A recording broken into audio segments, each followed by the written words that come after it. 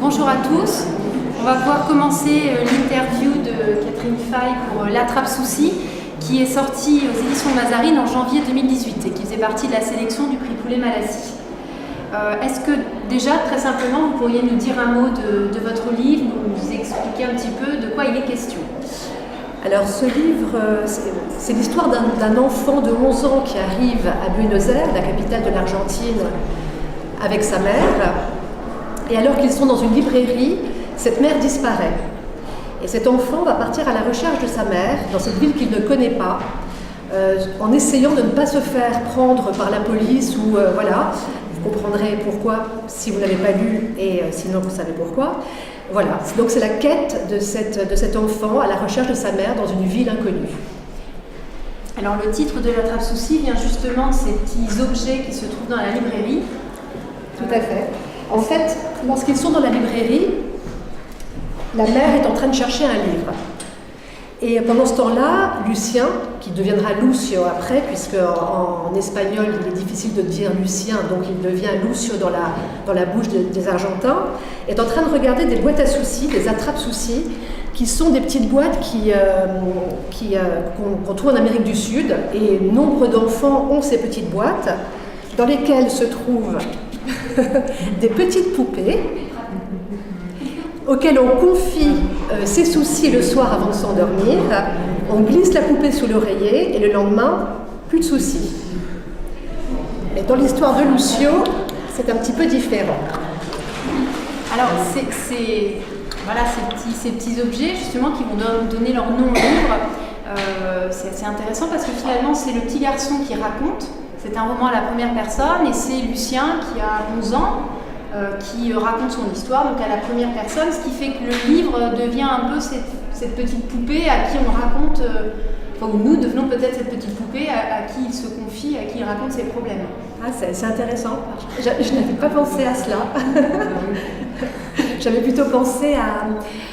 en fait, quand il demande à sa maman de lui expliquer ce que sont ces petites boîtes, elle lui dit que dedans se trouvent des petites poupées, 3 petites dames pour les soucis au féminin et 3 petits messieurs pour les soucis au masculin. Et effectivement, il y a 6 poupées dans les boîtes, mais elle ajoute « et un petit enfant pour le souci qui n'en est pas un ».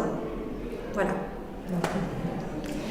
Donc voilà, il va se passer quelque chose dans cette librairie qui va conditionner toute la suite de l'histoire, on peut le dire. Donc la maman va disparaître. Alors elle ne va pas disparaître au sens où elle meurt, elle va disparaître, elle s'évapore en fait. Lucien ne la retrouve plus et il se retrouve à ce moment-là complètement perdu dans une grande ville, dans un pays qu'il connaît très mal finalement. Alors il sait un petit peu parler l'argentin, mais pas plus que ça non plus. Il n'arrive pas à s'expliquer et à partir de là, on va avoir une suite de rencontres assez atypiques. Il va rencontrer des personnages et vous faites des portraits, comme ça on a une succession de portraits de laissés pour compte. Alors, moi je me suis demandé, dans les personnages, alors on a Gaston, qui est cartonnier, on a Della, on a Solana, bon c'est des personnages au caractère très fort. Je me suis demandé si ces personnages étaient inspirés de personnages que vous auriez pu rencontrer. Non, tous les personnages sont imaginaires. Néanmoins, Lucien parle l'espagnol puisque lorsqu'il était en France avec sa mère, elle lui parle depuis qu'il est né tout le temps l'espagnol, elle-même ayant passé son enfance en Argentine. Et ils sont arrivés depuis peu lorsqu'elle disparaît. Il ne sait pas très bien pourquoi ils sont venus. S'ils sont venus pour passer des vacances, pour rester, c'est assez vague. Les rencontres, en fait, les personnages qu'il rencontre, alors, ce n'est pas qu'il parle pas bien, qu'il n'arrive pas très bien à expliquer, c'est qu'il ne veut pas dire qui il est. Parce qu'il ne veut surtout pas que, justement, on puisse le livrer à la police ou que... voilà, donc ce qu'il veut, c'est... Enfin, ce qu'il veut, il n'y pense pas comme ça, mais la rencontre se fait de façon naturelle et humaine. Gaston le cartonero, c'est un personnage emblématique de Buenos Aires. Il y a plein de cartonniers à Buenos Aires depuis très longtemps, toujours maintenant malheureusement. C'est-à-dire que ce sont des gens qui, pour survivre, ramassent des cartons, des papiers et vont les vendre dans des usines pour pouvoir gagner quelques pesos. Après, avec les femmes dans un... Je peux dire le mot. Oui. À un moment donné, il va passer un moment dans un bordel, près de la Boca, qui est près du port où étaient arrivés tous les émigrés d'Europe au XIXe siècle. C'est vraiment un quartier où, derrière les lieux touristiques, il y a ces prostituées. Et toutes ces personnes lui tendent la main et l'amènent peu à peu à cheminer, à grandir, à comprendre certaines choses et à avancer jusqu'à cette mer qu'il va peut-être retrouver. Alors on a à travers le roman plusieurs descriptions très très sensitives de l'Argentine. Il y a beaucoup de références aux couleurs, beaucoup de références au goût, à ce qu'on mange, au maté, à ce qu'on boit. Vous connaissez bien l'Argentine, vous y avez passé votre enfance. Voilà, j'y ai vécu, j'y retourne régulièrement, c'est un peu une seconde patrie pour moi. C'est vrai qu'en Amérique du Sud, les saveurs, les odeurs, les sons, les couleurs sont très présents. Et puis dans ma perception de la vie, c'est quelque chose qui est très présent.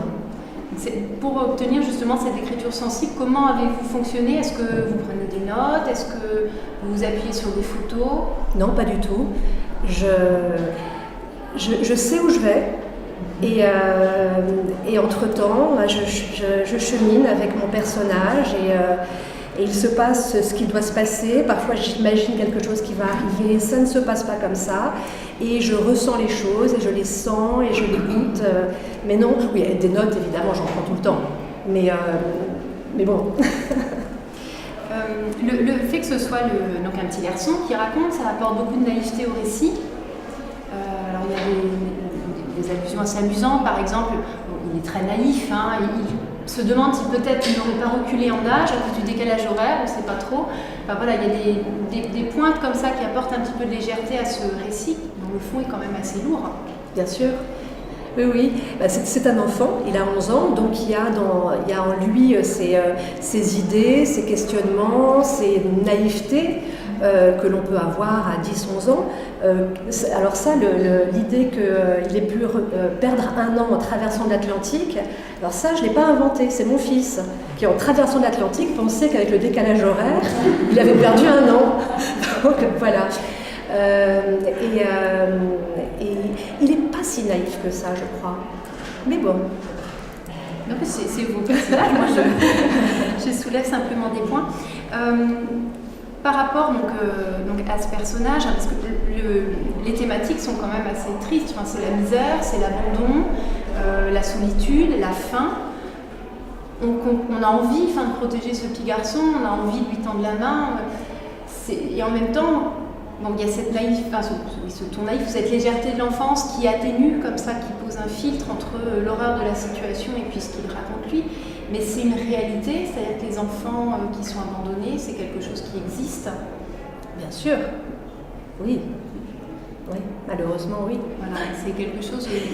Alors, cette histoire, c'est l'histoire d'un petit garçon qui se retrouve tout seul, mais on peut aussi la voir comme une fable sur l'abandon plus généralement. L'abandon d'une mère... Voilà. Est-ce que ça a été, à travers ce roman, un moyen pour vous de questionner justement, par le biais de la fiction, la relation entre la mère et l'enfant? Bien sûr. Et ce qui a été très intéressant et très beau, c'est que cette mère, qui est très particulière, mais je vais essayer de ne pas en dire trop, c'est justement de ne pas porter de jugement sur les personnes qui ne réagissent pas, ne peuvent pas, vivent autrement pour plein de raisons. C'est justement de les regarder avec humanité, parce qu'on est tous différents, et également de se dire que dans une situation extrêmement difficile, même un enfant, là, dans le cas d'un enfant, il y a toujours une lumière quelque part, et les rencontres pour moi sont essentielles, parce que ce sont les rencontres, selon moi, qui nous construisent. Vous parlez de lumière, alors le personnage s'appelle Lucien, en latin ça veut dire la lumière, c'est fait exprès j'imagine. Pas du tout, je m'en suis rendu compte après. Bon. C'était une des questions aussi que je m'étais posée par rapport à cette symbolique du prénom, ce petit garçon qui est complètement perdu, qui ne sait pas où il va, hein, c'est vraiment un jour pousse l'autre et c'est au hasard des rencontres. Et puis il s'appelle Lucien et il se découvre au fur et à mesure. Donc c'était le hasard. C'était le hasard et quand j'ai transformé ce prénom en Lucio, puisque mes personnages argentins, ne pouvant prononcer ce prénom à la française, basculent vers un Luciano, Lucio, c'est là où je me suis dit, tiens, Lucio comme Luciole, Lucio, la lumière, mais c'est après. Par rapport à la construction de l'intrigue, comme on a cette succession de portraits avec des personnages très forts, est-ce que vous les avez construits séparément? Est-ce que vous avez cette succession comme si c'était une quête initiatique et puis il y avait des étapes à franchir? Non, je n'avais pas pensé à l'idée d'une quête initiatique. En fait, au départ, Lucien rencontre Gaston, le cartonnier, et pendant qu'il vivait ce qu'il a partagé avec Gaston, j'ai pensé que toute l'histoire se ferait avec le cartonnier. Et puis un matin, je continuais d'écrire et tout d'un coup, il perd Gaston. Je me suis dit, c'est pas possible, demain il faut qu'il le retrouve. Et en fait, il ne l'a jamais retrouvé et c'est face à cette solitude et ce désespoir que d'autres personnages sont arrivés sur le chemin un petit peu. Ils me sont arrivés aussi de façon aussi inattendue que pour Lucien. Oui, c'est un personnage qui est très important parce que justement, il a peut-être un parcours un peu similaire à celui de Lucien. Et c'est peut-être pour ça aussi que cette rencontre est si déterminante. Et aussi parce qu'il est jardinier. Et que la nature, dans cette histoire, et je pense dans la vie, est très importante pour se construire et aussi pour secourir un certain nombre. Enfin, je pense qu'on peut se retrouver dans la nature. Oui, donc le jardinier, c'est celui qui fait pousser les plantes, c'est celui qui fait les greffes, c'est celui qui permet de repiquer quand une petite plante est en train de s'étouffer.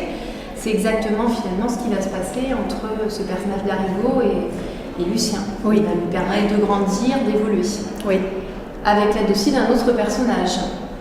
d'Adela, la psychologue, qui est une femme très différente puisqu'elle appartient à un quartier aisé et à un milieu favorisé, à la différence de Arrigo, qui lui est quelqu'un qui vit assez difficilement.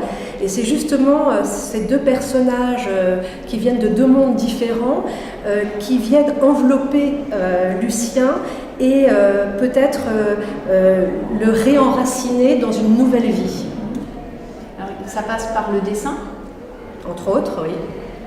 Le dessin, bien sûr les fleurs, la musique,